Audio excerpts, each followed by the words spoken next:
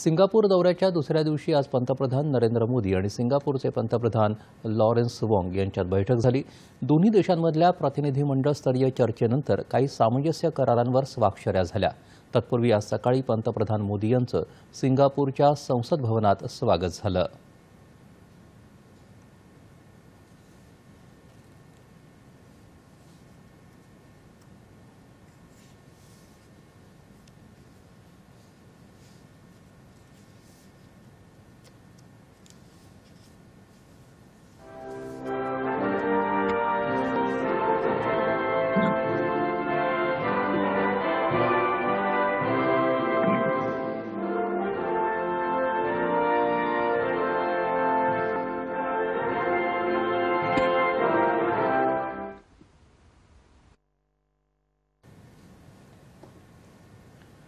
पंतप्रधान मोदी आज सिंगापूरचे राष्ट्रपती थर्मन षणमुगारत्नम यांची भेट घेणार आहेत।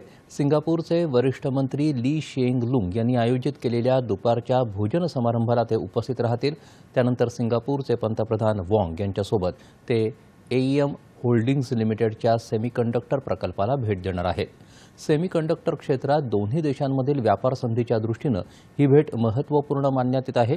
या दौऱ्यात पंतप्रधान विविध उद्योग कंपन्यांच्या मुख्य कार्यकारी अधिकाऱ्यांशी संवादही साधतील।